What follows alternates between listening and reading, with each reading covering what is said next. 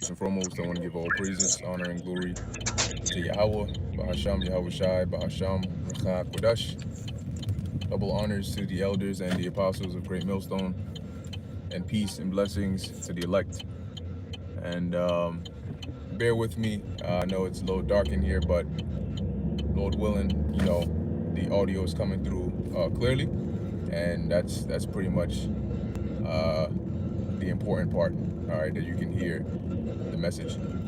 So basically, this is going to be an exhortation, as you can see in the title, "O prophets, dearly beloved."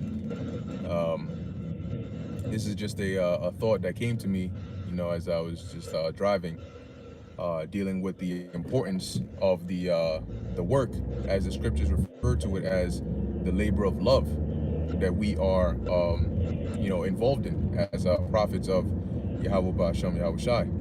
Because when you read through the history of the prophets of Israel, all the various prophets and the different in the different time periods that we've lived through, there's been a lot of hell, okay, that the men of the Lord have gone through, that the prophets have had to endure, and still continue to stand firm, maintain their faith, and to do the will of the Lord. Okay, there were things that the Lord asked them to do, that weren't the easiest things. There were things that they had to endure while prophesying from the people that they were prophesying to, that weren't the easiest things. There were, some of them lost their lives in gruesome, painful ways as testimonies, to the Heavenly Father, Yahweh Ba'Shem Yahweh Shai. And so the labor of a prophet is not, a walk in the park, because in some generations it may be easier than others, but all in all, in other generations it can be very, very difficult. And so it's the prophets of the Lord, and not, this is not only the prophets of the Lord that are beloved, okay, but in this lesson, that's the focus. All right, my focus is on that. But it's an exhortation to every one of us who are believers to continue in the work that we're doing, because it's not an easy path. All right, there are a lot of people that have come through, a lot of them that have fallen, that because they were not able to continue in it. But Lord willing, if we be the ones that endure unto the end, all right, we would have accomplished one of the greatest tasks, which is to do the will of the Lord successfully, as Yahweh Shai did. Okay, but it takes true, genuine sincerity, love and faith in order to continue in the work of a prophet. All right, to be diligent. See, that's not something that a lot of people are able to do, because not a lot of people are are genuinely invested in doing the work of a prophet.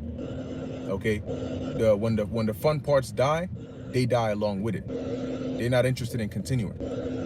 And this is an exhortation to continue if you're one of those that are diligent, that truly does care about the flock, that truly does, take passion in teaching the word of the Lord, that truly, sincerely fears Yahweh Ba'Shem Yahweh Shai, which keeps you in line when nobody else is watching. Continue to do what you're doing, because you are dearly beloved in the eyes of Yahweh Ba'Shem Yahweh Shai. Okay, you are likened as unto an obedient son. All right, and an obedient son is very loved by their parents. Who doesn't love an obedient child? Okay, that is always doing whatever they can to please their parent.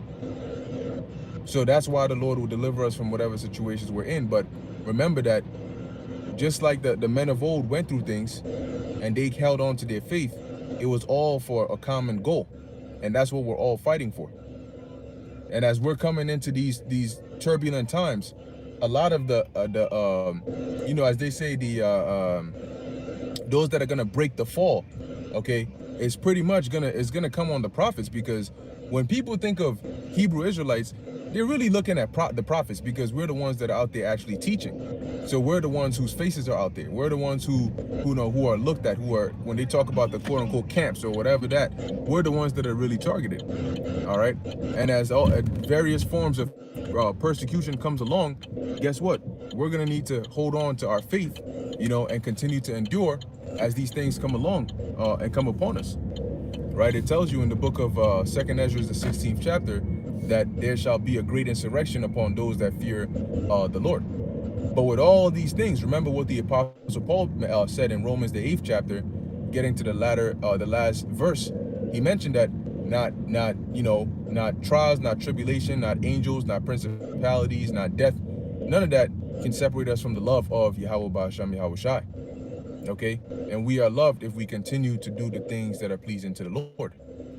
But what the Apostle Paul also said was, for I reckon that the tribulation, right, the trials of this time are not worthy to be compared to the glory which shall be revealed in us. So when the Lord comes back, well pleased, right? There's a scripture that says that to the servant that continued doing the will of the Lord, right, that the Lord shall come and find so doing, right? Doing what? Doing his will. He's gonna put a crown on his head, and he's gonna let done, my good full servant, and a good and one that is beloved, because even from the heavens, Yahweh Shai is advocating for us. All right, when you get weak, the Lord, advocates for us that we may be strengthened. Right? Did he not say that to the Apostle Peter? That I've prayed that your faith, fails not, because your faith can fail you. All right, and in these times we can't afford that. So just when you read like in Daniel the 10th chapter, Yahweh Shai told Daniel that he was a man greatly beloved in the heavens. And the second his supplicant, man, I look crazy. Oh, my teeth, all you see is just this darkness and teeth, but it's all right. It's all right. It's all edification anyway. But when that when he started making his supplication, the commandment was already given from the heavens. Look, go down there and go service him, whatever he needs, because we're doing a weighty work. Now, at the end of the day, the Lord can raise up stones to do what we're doing. But in terms of the storyline, we were handpicked. We were chosen by the Lord to do this work. We were called. That's in the book of Matthew. For many are called, but few are chosen. But to be called in it alone, all right, to actually do the work of the King of the universe, remember, that's not something that you just get up and, I'm just going to go audition for a position as a prophet, and then that's it. No, there has to be something special, and you have to be appointed to do that job. See, the Lord has to have created you that way and appointed you to do that job. So we were actually, because in the world we were doing our own thing, right? Every single one of us were we all had different things we were doing when we were in the world, different aspirations, different dreams, different thoughts when we were in the world, before the Spirit of the Lord woke us up through the teaching and the preaching, right? The foolishness of preaching. Yeah, it's so-called foolish, and yet that's how we woke up, right? If it wasn't through the quote-unquote foolishness of other men's preaching, how would we have heard the word? See? So whatever it is, like, people may mock you while you're out there, they may scoff, they may look down on you, whatever the case is, but guess what? There's great knowledge that we know we have. You wouldn't have heard it if somebody else was not out there making themselves look foolish to teach the word of the Lord. See? And if somebody could do it for you, you should be able to do it for others. But the point is, the Lord picked us to do his work. He trusted us with his secret, Amos 3:7. So we're really like the closest ones to the Lord, because he trusts us with his secrets. And then he tells us, go out there and go and warn such and such. I've entrusted, as a matter of fact, Yahweh Shai entrusted the sheep into our care. Right? That's, he said that, what do you tell Simon Peter? Lovest thou me? He said, yea, Lord, you know that I do. He said, feed my lambs. Feed my lambs. So the Lord left his sheep and his lambs in our care. And one thing about when somebody leaves something or someone in your care, you take better care of them, or of that thing. You take better care of it than if it was yours. If somebody leaves something in your care, you make sure that thing is like good, perfect, just the way they left it. You would hazard, your situation to make sure that everything is just the way that, like, if you borrow something, for example, from someone, you want to make sure when you get it back, it's in the perfect state. Versus if it's yours, it's a little different. But you go the extra mile to preserve whatever it is that was given into your care or into your hands. So that's pretty much how it is. Yahweh Shai, keep that in mind, that the care of the flock has been put into our hands. And what we feed the flock, we are going to be held accountable for. So those because there's so many false prophets out here, there's so many people that are self-willed, there's so many people that just misunderstand what the actual role of a prophet is. Like, they misunderstand what the point of what we're doing is, what the ministry is actually about. And so for the very few sincere ones that actually understand what your job is, and you sincerely do it, you sincerely wake up with the intention and desire to do the right thing, not because somebody's watching, but because it is correct. You do the right thing because it's the right thing to do, according to Yahweh Ba'asham Yahweh Shai. Those are the dearly beloved ones that I'm talking about. Okay? And that extends past just the prophets. That goes to anybody, any sincere believing Israelite that is doing their best to serve the Lord how he requires us to serve him, how he requires us to honor him. Okay, if you're sincerely doing that in a world like this, then the Lord is looking at you, and he is Lord willing pleased. Okay, so really now we're coming to the point where the Lord is gonna be our time to shine, so to speak. Obviously, it's gonna start with Yahweh Shai, but he's coming back and he's gonna be joyous. You know, I'm trying to think of a good example. Like you left something very important. You know, like maybe like your wallet or something. It had something very, very, very, very important, some secret, you know, card that was just like worth more than your life inside of that wallet, and you couldn't help. You can't lose that card. You can't afford to lose that card, and you left it.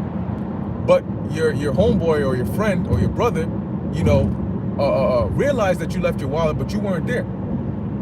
And he went through the depths of whatever. It fell into a drain. He went down there and, you know, all of that just to try and claim your wallet back for you.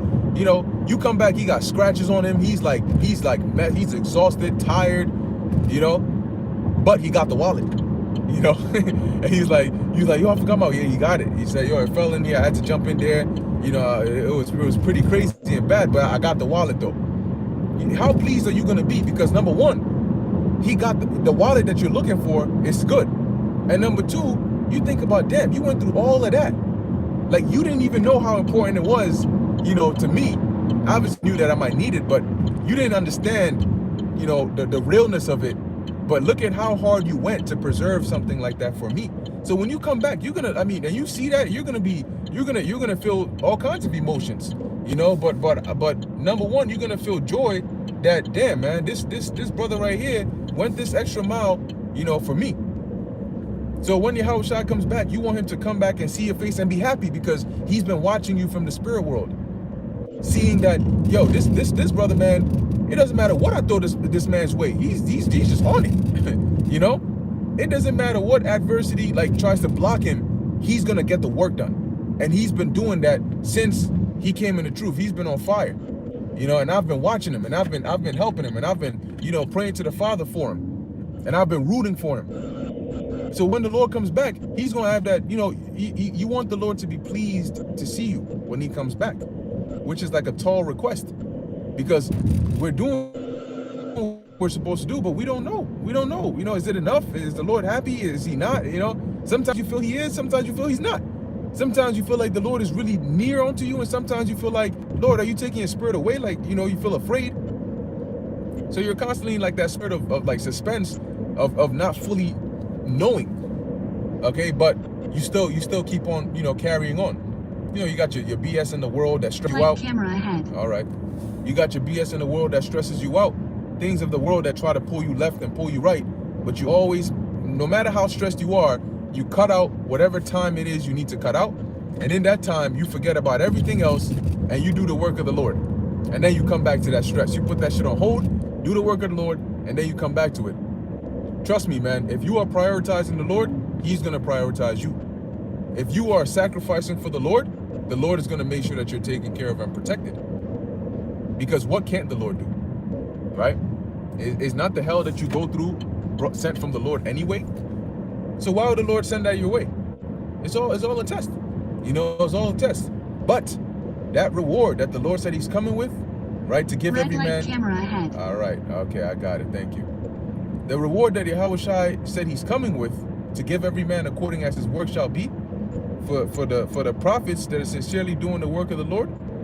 Like I said, it extends past the prophets, of course, but the focus of this lesson is on, those that are on the front lines laboring, for however long it may be. If you are sincerely doing this work of the Lord has a great reward for you.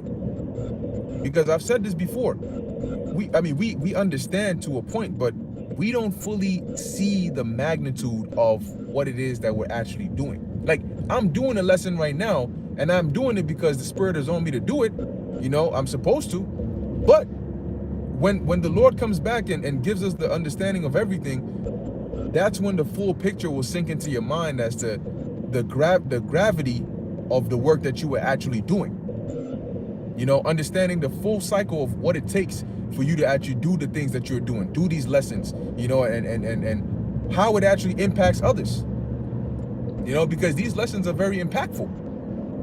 To us, like I said, you're doing the lesson, you may not see the person that's listening, you may not, feel whatever it is they're feeling, but the words that you're speaking, which are coming from Yahweh Ba'ashem Yahweh Shai, is impacting people. Okay, the sincere believers and listeners, they're being impacted.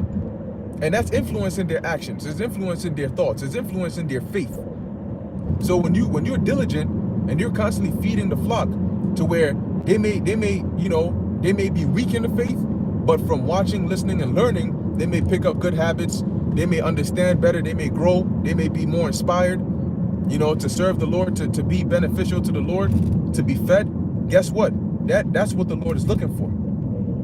That's the goal. Ahead. Damn it, woman. All right, that's the goal, right? The goal is that edification.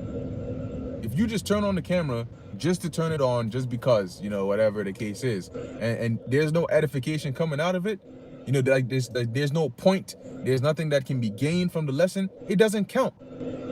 Okay, it doesn't count. Why do we do these lessons? Well, the Lord gave us a spirit to go and teach, right? So if you're doing a quote unquote lesson, but there's no actual lesson in the lesson, then it doesn't count. Okay? But if you're doing something, you're putting effort into it, you're going through these scriptures, you're bringing out the points, you're whatever type of lesson it is, but it's still a lesson and you're edifying, guess what? That counts. Okay? The Lord looks at that and he is pleased. Yahweh Ba'ashem Yahweh Shai is pleased with that. They're like, yes, this person is using, I know that the talents I gave such and such is not going to waste. They're doing their best with it. Whether it's 3 a.m. in the morning, not 7 a.m. in the morning, 8 p.m. at night, whatever time it is. They may be exhausted as hell. They may have had a stressful day, but they don't care. When it comes to the work of the Lord, that all goes to the back somewhere. That's what makes you dearly beloved. The things that you will go through to get the work of the Lord done, the things that you will go through to put the Lord first, that's what makes you dearly beloved. Not putting the Lord on the back burner because you are not prioritizing things correctly. Okay? Not doing the work of the Lord, you can't blame priority for that. That's just an excuse. Because what if the Lord points to the next brother and say, you know what? Let me show you something. You see this brother right here? Let me show you what he's going through. And then you may find out this brother's going through things far worse than you. And yet, look at the diligence that they're showing. And then you look at yourself in the mirror and you say, damn, I went X amount of time, I didn't even put anything out, I didn't, do anything to contribute to the Lord's work. And I thought that I had an excuse because I was catching hell, or I was going through this, or I was going through that. But, the Lord just showed me, look at what this brother was going through. Right? So you just never know. You just never know. But guess what? The Lord is going to say, this brother right here, whatever you're going through, you putting all that to the side and you doing what's needful for me. Hey, guess what? Ain't nothing that you need that I'm not going to give you. Ain't nothing that you need that I'm not going to give you. The Lord doesn't test us just to punish us. He tests us to test us. Okay? There's something that he's looking for. But at the end of the day, man, it's about those that are willing to go 144% for Yahweh Ba'ashem Yahweh Shai. Those, and they're going to do it because it's in their spirit to do it. They were created that way. All right, from the beginning. But to you, all All right, you are the prophets dearly beloved. Okay, the ones that the Heavenly Father, is pleased with. He's well pleased with. Okay, and if you continue in those good works, then hey, let's make sure you. There you go. If you continue in those good works, then may Yahweh Ba'Shem Yahushai Barakatam. All right, to all of you, and Lord willing, I'll be a part of that. But yeah, that's pretty much it on that. Salakia, once again, like I said, I don't know what's going on. Maybe it's my phone, but the writings, whenever I stream this way, they always like, yeah, it's like very written on top of each other, so I can't really read it, but to all you sincere listeners on the comment board, Shalom, Yahweh Ba'Shem Yahushai Barakatham. Why, Lord willing, this is edifying to the elect. In closing, I want to give all praises, honor, and glory to Yahweh Ba'Shem Yahushai Ba'Shem Bracha Kodash. Until next time.